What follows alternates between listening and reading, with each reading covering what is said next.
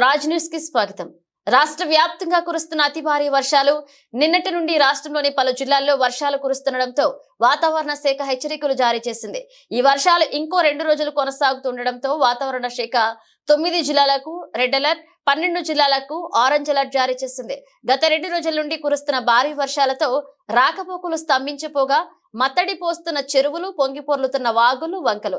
ఇక ములుగు, మహబూబాబాద్ జిల్లాల్లో స్తంభించిన రవాణా సౌకర్యంతో స్థానిక ప్రజలు ఇబ్బందులు పడుతున్నారు. ఉధృతంగా ప్రవహిస్తున్న జంపన్న వాగు, జీడి వాగు, దయ్యాల వాగు నేడు రేపు భారీ వర్షాలు ఉండడంతో టోల్ ఫ్రీ నెంబర్ ఏర్పాటు చేశారు అధికారులు. కేసముద్రంలో రైల్వే ట్రాక్ దెబ్బతినడంతో రైళ్లన్నీ నిలిచిపోయాయి.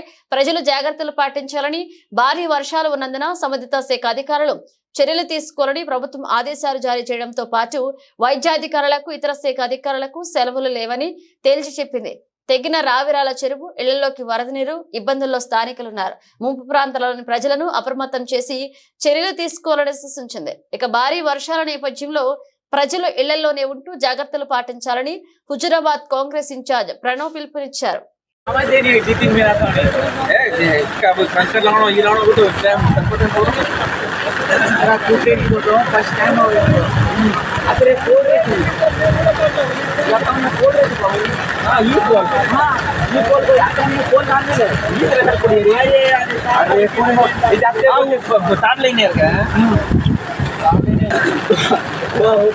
सारे डर गए।